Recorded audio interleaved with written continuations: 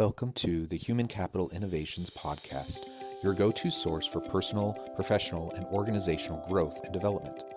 We hope you tune in often for all things people management, organizational development and change, organizational leadership, and social impact related. Maximize your personal and organizational potential with Human Capital Innovations Podcast.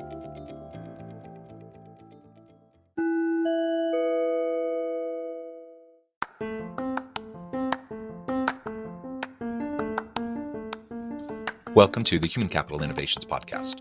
In this HCI podcast episode, I talk with Dr. Shannon Prince about using metrics to support diversity, equity, and inclusion.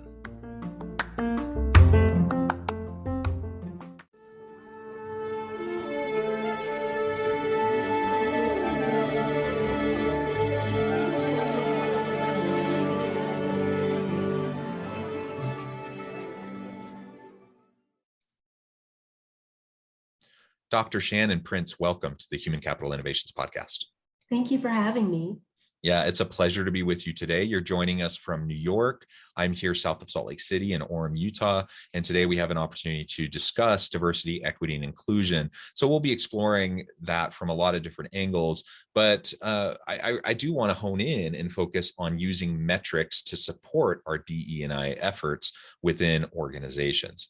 As we get started, I wanted to share Shannon's bio with everybody. Dr. Shannon Prince is an attorney and legal commentator. She earned her doctorate in African American Studies and her master's degree in English from Harvard University's Graduate School of Arts and Sciences, her law degree from Yale Law School, and her bachelor's degree from Dartmouth College. She drafted best practice language on policing policies for the National Initiative for Building Community Trust and Justice, represented plaintiffs in CCGEF versus REL, a high-profile landmark education adequacy lawsuit, and is currently representing the Cherokee Nation in their lawsuit against pharmaceutical distributors and pharmacies for their role in the opioid crisis that the tribe is suffering.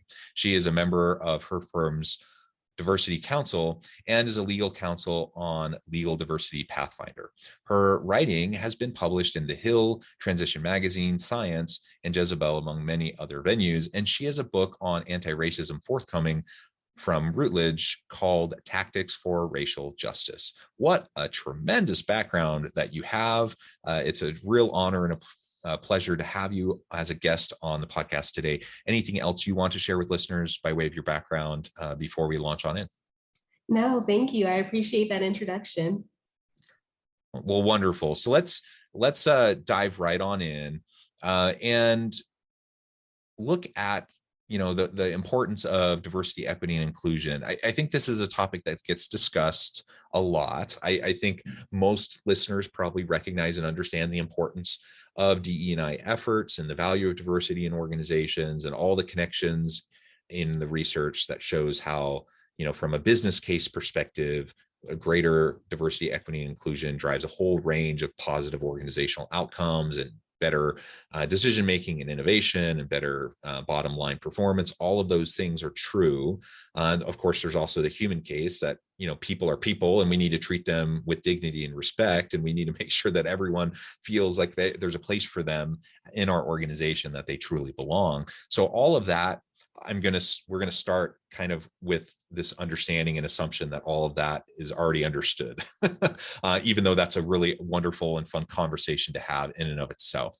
But going from there, let's talk a little bit more specifically about anti-racism with the George Floyd moment and just all of the social strife and upheaval that's been that we've seen in the US over the last, really for a very long time, but certainly over the last 18 months, it has kind of been at a heightened level. I think, why is it important today for organizational leaders to genuinely and authentically focus on anti-racism efforts within their organizations?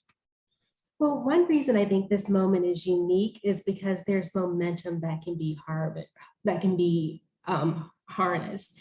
For example, if we look at the civil rights movement, one of the reasons it took off was because all of a sudden there was a television in most people's homes and they could see the atrocities that were going on. They could see dogs being set on civil rights protesters. If we go back about a century earlier, one of the reasons that the abolitionist movement took off was the rise of photography and newspapers and railroads to get newspapers to people across the country so people could see pictures of someone like Frederick Douglass, who was a former slave. They could put faces and names to these abstract stories that they had been hearing about this oppression. And now we're in a similar media moment where, because we all carry cameras in our pockets in the form of our phones, something like the horrible film of George Floyd being murdered can be televised. The world watched that. The world was shocked. We're having this new civil rights moment, and leaders need to take advantage of that to make real change while the iron is hot. Yeah, and I think part of it is the momentum, right? Like you said, and leveraging the moment to make meaningful, sustained change. I also think about just the role of leaders in organizations in creating a space for their people to process all of this that's happening. So, I'm a middle-aged, straight, cisgender white dude. So I have all the privileges, and, I don't have, I'm not really part of any of those marginalized groups. And so I can try to empathize, and I can try to understand and recognize what people are going through. But the reality is that's not my lived experience. And so I can't fully understand it. Yet I'm working with people who are like, that's their world. And so the visceral reaction that people are having in when these types of moments happen, and when you see the news or the videos or whatever, like, I need to create a space where people can safely, in a genuine and authentic way, bring that to the workplace and be able to unpack it a little bit and process it. Because if I don't, inevitably it's going to impact my people, whether I tell them to check their personal life at the door and come in and just be professional and quote unquote professional and be, come to work. That may be my mindset, and that may be what I want my people to do. That's silly, and it's not going to happen. Like, people bring, like, our work life and our personal life, it all bleeds together. It all impacts each other. And if someone is deeply troubled and struggling with, say, racial injustice in the country, and there's no way for them to deal with it, of course that's going to impact them, that's going to impact the team, that's going to impact the organization. So how do we both build off the momentum of these types of moments, but also provide the support within our organizations and our teams for those who might be part of these marginalized populations that are struggling in these moments? So in the anti-racist community, we often talk about being colorblind and why you don't want to be colorblind, because if you're blind to color, then you're blind to mistreatment based on color. But I also say it's important not to be color mum, to not be afraid, to not be silent about race and racism. And that can look all sorts of ways. So for example, a while back, there was a hate crime at a synagogue. And I reached out to one of my Jewish colleagues and just sent her an email saying, I'm thinking of you at this time. And then when George Floyd was murdered, she reached out to me.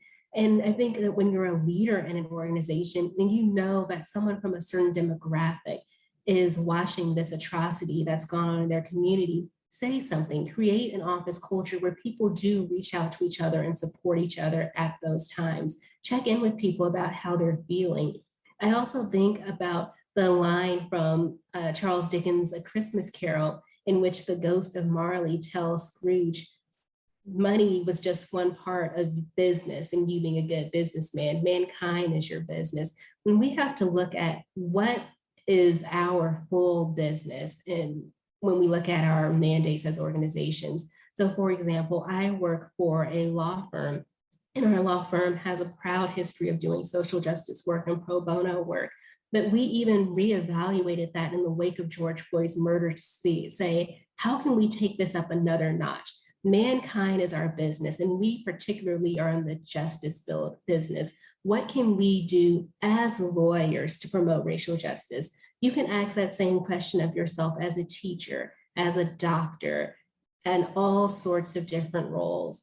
And so it's also important just to be mindful of how race affects people's lived experiences. So as I said, I'm a lawyer, I'm an African-American woman, I know African-American men who practice criminal law. And a very common experience among African-American male criminal lawyers is walking into the courtroom with their white client who is the defendant, who is the suspect, and having the judge assume that they, the Black lawyer, are the suspect and that the white client is the lawyer. And so just being mindful of the fact that other people based on their demographics may be experiencing things that you aren't experiencing and supporting them through that, trying to mitigate against it, not being color mom any more than we're not being colorblind.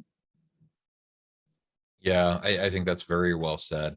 And one of the things that I know you talk about in your work is this idea of doing a racial justice audit. Can you tell us a little bit more about what you mean by that and how leaders might go about conducting that within their organizations? Sure. So I think these audits need to be both quantitative and qualitative. What I mean by that is, first, you want to look at the demographics of who is in every role of your organization. Now, some companies are actually required to do this by law. They have to fill out EEO-1 reports. But even if you don't, you should still look at this data and you should make it public as a way of holding yourself accountable and allowing clients who want to support diverse businesses to find you if you have great results. But you want to make sure, for example, that people are not underrepresented based on race, and also that people of color are not concentrated at the least prestigious levels of your organization. Now, sometimes people say, well, I can't find any purple ballerinas to hire for my organization. Well, sometimes that's the case. Sometimes it's a recruitment issue. Sometimes maybe you're not reaching out to historically Black colleges and universities or tribal colleges and universities or Hispanic serving institutions.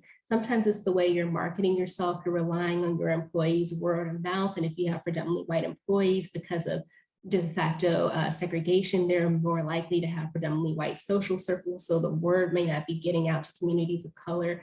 And sometimes it's an issue of the pipeline and reality where they're just, people of color are underrepresented in the field, but even that's not an excuse. You can participate in efforts and organizations designed to diversify the pipeline. So the first thing that you want to do is just look at where you are in terms of how the demographics of your organization match the demographics of your community. That can be your local community. If you are an organization that maybe has a footprint in one town, it can be the nation if you are an organization that has offices nationwide. And then you want to do a qualitative audit as well. So for example, you want to have someone who is in a leadership role listen to people of the affected demographic. So at my firm, for example, in the wake of George Floyd's murder, one of the senior partners sat down with all of us African-American associates for a listening session. Now, the reason it's important for a person in a leadership role to do this is, first of all, it signals that the organization sees racial justice as important. And secondly, a person in a leadership role has the formal authority to make any necessary changes based on what comes out in the listening session. Now, you can do these one-on-one. You can take about an hour with each person. You're going to do it in a private place, and you're going to do it during the workday, because when you're asking for people's experiences in your workplace, they're trying to make the workplace better. And so that's not something that you should do on their personal time. That's something that they should be compensated for. Or you can have people gather as a group. In that case, you want to allot, at least 2.5 hours, and you probably want to be a trained outside moderator just to make sure that the conversation remains civil and on target. When you do a group audit, sometimes you may want to do it with just the demographic affected. So you may just want to bring in all your African-American employees or all your employees of color, or you may want to have an additional listening session where everyone can participate and hear each other. And then when you ask people to participate, don't ask them in person, ask them indirectly so that if they want to say no, they can with no pressure. So ask with an email, with a text on Slack, etc. And then after you have this session, the most important thing is to follow through on what people said, to show that it's not just about talk, it's about change. So one thing that came up at my firm, and it's a wonderful firm, is that sometimes women of color associates, and this has happened to me, get mistaken for legal assistants. And one thing that happened in the wake of that audit with these listening sessions is that the firm began doing anti-bias trainings to help people deal with their implicit bias. And so have that qualitative audit, have that quantitative audit, figure out where you are, and then you can see how you can make your organization more racially just.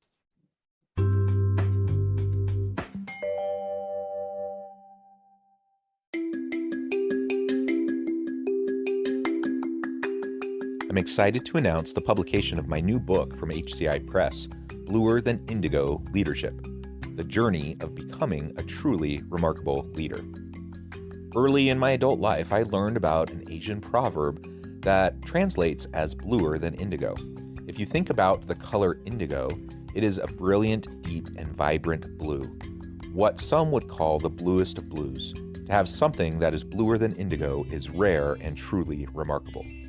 Contrary to popular myth, there is no one-size-fits-all or cookie-cutter approach to effective leadership. There's no silver bullet, no secret sauce, no go-to model that will solve all of our problems.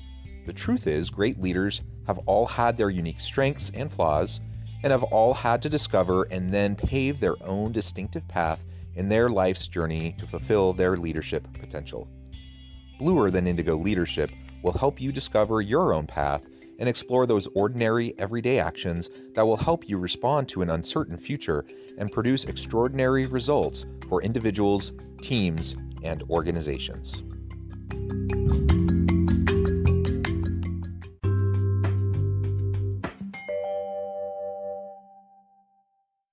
I love those ideas. And unless we really know where we're at, it's hard to set goals and to start to move the needle in improving the situation, right? And so having this ongoing assessment is just really key to making sure that, again, we're holding ourselves accountable and we're making sure that we're making steady progress. Nobody expects for us to, bridge the gap and to fix everything overnight, but even though it's hard and it's complicated and it takes long, sustained effort, that doesn't give us an excuse to not do it. And I feel like that's often how the conversation goes in organizations and among executive teams and among leaders, is an acknowledgement that yes, this is important, but also yes, this is incredibly messy. It's incredibly challenging. We're not really quite sure what we're doing or how to do it appropriately or effectively. We're worried about how all of this is going to be perceived and blah, blah, blah, right? All of these things. And so what many organizations end up doing is, whether it's their intention or not, they kind of undermine their own DE&I efforts because they're really just giving lip service to it. Maybe they're convening some conversations, but that's about it. And they're not doing anything else to address some of the structural and systemic mechanisms at play that are allowing these problems to persist, right? And so we have to assess it, we have to understand it, we have to put goals in place, objectives, and then we need to work towards it. And over time, we can see pretty marked difference in our organization. And I think that's what most leaders are going to say they want, but it's not enough to say it. You have to actually do it, and you have to put it forward as a priority with, in terms of what you're saying to your people in a consistent way, but also the time, the energy, the money, the resources that you put behind it. Absolutely. And hearing what you say reminds me of the fact that you have to have what are called SMART goals. So in organizational leadership, we talk about SMART goals, goals that are specific, measurable, assignable, realistic, and time-bound. And one example of a racial justice goal that was made by an organization is Estee Lauder's commitment in the wake of George Floyd's murder to making sure that there was population parity of Black employees at every level of its organization by the next 5 years. So that goal is specific, it's measurable. You can use a corporate census or quantitative audit to figure out how you're doing. It's assignable. You can assign it to your human resource managers, to your leaders, to your recruiters. It's realistic. As you said, this can take a while. They didn't say by next week we're going to have population parity. They gave themselves 5 years. And then that brings in that last piece. It's time bound. But guess what? Once Estee Lauder made that commitment, within the first 5 months, they had doubled their Black hiring. Yeah, and the tremendous marked improvement, right? Just because you're aware of where you're at, where the gaps are, and what, and then having a smart goal in place to figure out how you're going to try to tackle it and to achieve it. Very good, very good. One more thing I thought we could explore together. You kind of referred to it already, or at least the idea of convening groups to provide support in times of particular struggle. But there's also this idea of affinity or employee resource groups. How can those, what are those exactly, and why are they important? How can they be utilized to support DE&I efforts in organizations? Sure. So affinity groups or employee resource groups, as they're also known, are wonderful resources. Basically, you extend an invitation to members of your community who have a certain affinity or shared background or interest. It can be maybe African Americans or Latinos or women or people with disabilities, veterans, and you bring them together to interact with each other and empower each other.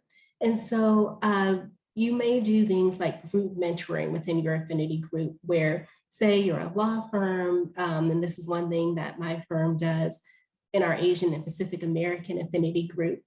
We have partners who do group mentoring. So they each take on a few of the Asian and Pacific American associates and they break them down. So it's about 3 to 4 people per mentor, meet regularly over Zoom, and just give advice about how to succeed in a law firm. And that advice is culturally coded because it touches on things such as how to use your background as a resource, how, if maybe you speak an Asian language, you can be pursuing clients abroad, but also how to mitigate against stereotypes that may affect Asian people. And I'm familiar with this group because my father is a Black man of Chinese descent, so I'm also a member of this affinity group. But for example, Asians often hit the bamboo ceiling where they're considered good at completing tasks, but not having the authority or the confidence to be leaders. And so if you have an affinity group that's based around the needs of a certain community, you can teach people how to mitigate that. You can say, there's the stereotype of Asians as quiet worker bees. So you have to mitigate that by being assertive, or you may tell women that there's a stereotype of women as just prioritizing family over the office. And so it's important to assert your commitment to leaning in, whatever it may be. And then also, those groups promote things like resources that are available for the community. Maybe there's a fellowship available for early career people who in the medical field who are retraining from being Army veterans. Maybe there is a conference for Latino pediatricians. Maybe there's some career development program for deaf teachers. They make sure that people understand what resources are there for them. And then also they produce resources. So they may produce a Black history program for the whole organization, or they may be involved in recruiting more people of their demographic to the organization. Basically, they just become a hotspot for tools and techniques to bring people in, to help them stay, to help them rise, to help them thrive.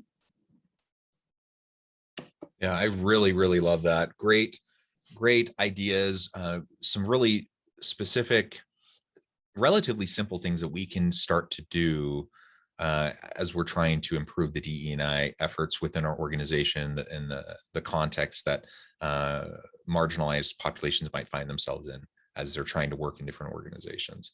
And I really appreciate your legal background that you're bringing to this, as well as just the broader social justice background.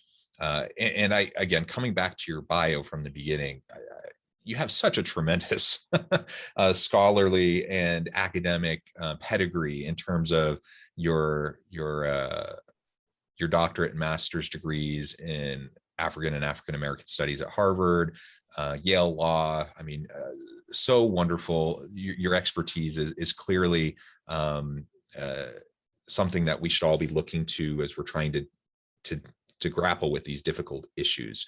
And I would encourage listeners to reach out and get connected and to pick your brain if they're trying to figure out how to do this better within their organizations. As we get close to time to wrap up, I just wanted to see if you had any other thoughts around how leaders can make sure that opportunities are being extended in racially just ways within their organizations, how we can better support equitable mentorship, and any of those kind of related issues. So the first thing is to be aware of what's called affinity bias. People naturally seek out and aid those who remind them of themselves. And often what reminds you, what you see in someone else that reminds you of yourself is their race and gender. And so in organizations, the senior roles disproportionately in America are held by white men.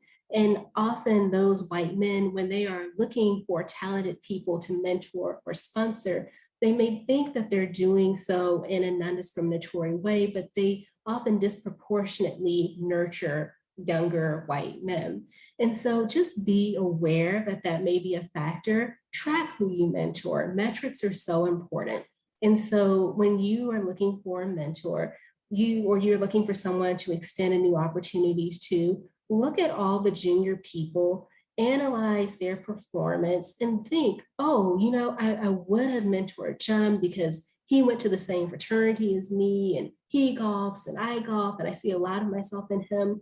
But Tanya over here is also really talented. I want to make sure I'm not overlooking her. Make a list of the people you've mentored in the past. Have they disproportionately been from one race or one gender? Be cognizant of that and then diversify it some. And then also organizations shouldn't leave mentorship to chance. So don't just let people kind of find mentors and let mentorship happen. It's wonderful if it does, but don't rely on that. Assign people mentors when they come into the organization. That's not going to result in an artificial relationship.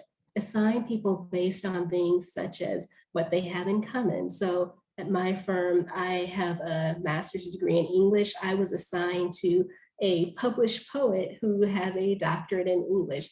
I'm a young woman of color. He is a middle-aged white man, and we got along swimmingly. Or assign people based on what they have to offer and what they need. So one partner or senior person might say, I'm the first person in my family to have this job.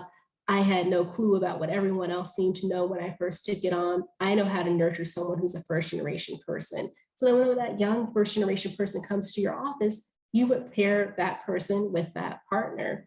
And then when it comes to sponsorship, some organizations are beginning to use dashboards where instead of just thinking about who do I feel is ready for this big, ambitious, glamorous opportunity, you can look on a dashboard and see these are the people who are qualified. These are the people who have done X, Y, and Z in the past. They're capable of it. And someone who may not have even been on your radar might be worthy of that opportunity. So technology can help us too. But the main thing is you just want to be using metrics and tracking what you're doing and not just leaving it up to good intentions.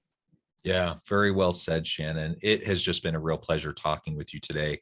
We've just scratched the surface. We could go on and on and on, and I would love to have you back anytime to continue the conversation. Before we wrap up today, I just wanted to give you a chance to share with listeners how they can get connected with you, find out more about your work, and then give us a final word on the topic for today. Thank you so much. I'd be honored to come back anytime. I'm on LinkedIn as Shannon Prince. I am the odd millennial who otherwise does not have a social media presence, but I do have a firm page, my law firm page at Boyce Schiller Flexner. And then my book can be found at its page on the Rutledge website. Rutledge is Routledge. And the book is called Tactics for Racial Justice, Building an Anti-Racist Organization and Community. And for listeners, if you want to buy it at a discount, just use the code FLY, all caps 21, all one word.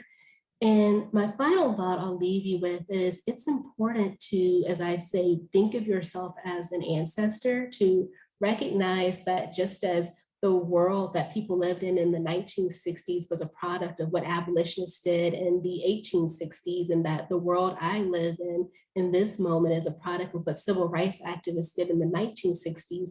The world the next generation will live in is a product of what we do now. So as a leader, don't just ask yourself, was today productive? always ask yourself, was tomorrow impacted?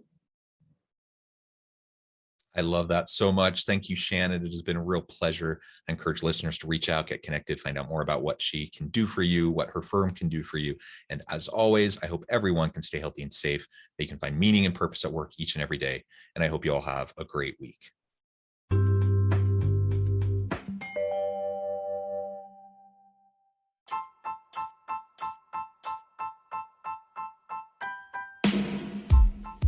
The alchemy of truly remarkable leadership.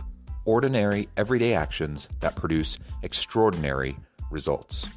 Consider how the nature of work has shifted over the past 50 years. With increased globalization, rapid technological advancement, and the shift in economic composition, the average job of today looks very different than the average job of 50 years ago. What will the jobs and organizations of tomorrow look like? Moreover, what does this all mean for organizational leaders? What are the core competencies and capabilities of organizations and their leadership that are prepared for continued disruption and geopolitical and socioeconomic shifts? Regardless of what the future holds, increasingly, leaders need to be socially minded, data-driven, decisive, champions of talent, and disruptors of the traditional notions of leadership, teams, organizations, and work. The alchemy of truly remarkable leadership will help you to explore your own leadership competencies and capabilities and consider ways to apply and implement them into your workplace and personal life.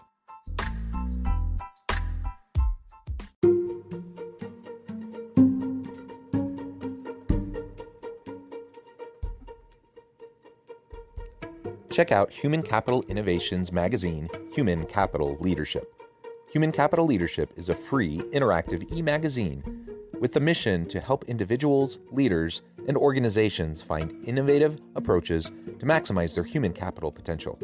We publish issues quarterly in August, November, February, and May. Take a look at the latest issue and let us know what you think.